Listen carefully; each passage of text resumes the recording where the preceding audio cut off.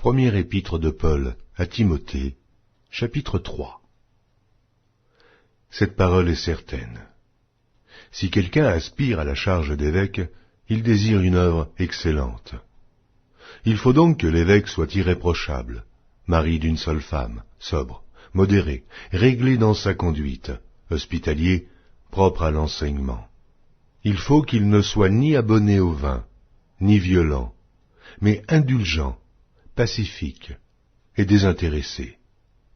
Il faut qu'il dirige bien sa propre maison et qu'il tienne ses enfants dans la soumission et dans une parfaite honnêteté. Car si quelqu'un ne sait pas diriger sa propre maison, comment prendra-t-il soin de l'Église de Dieu?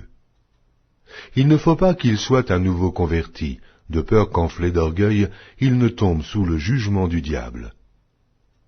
Il faut aussi qu'il reçoive un bon témoignage de ceux du dehors, afin de ne pas tomber dans l'opprobre et dans les pièges du diable.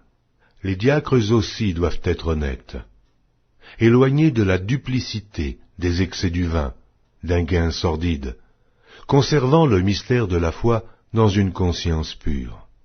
Qu'on les éprouve d'abord, et qu'ils exercent ensuite leur ministère, s'ils sont sans reproche. Les femmes, de même, doivent être honnêtes, non médisantes, sobres, fidèles en toutes choses. Les diacres doivent être mariés d'une seule femme, et diriger bien leurs enfants et leur propre maison.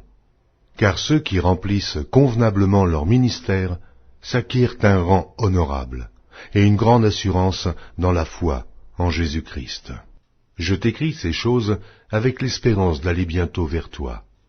Mais afin que tu saches, si je tarde, comment il faut se conduire dans la maison de Dieu, qui est l'Église du Dieu vivant, la colonne et l'appui de la vérité. Et, sans contredit, le mystère de la piété est grand. Celui qui a été manifesté en chair, justifié par l'Esprit, vu des anges, prêché aux gentils, cru dans le monde, élevé dans la gloire.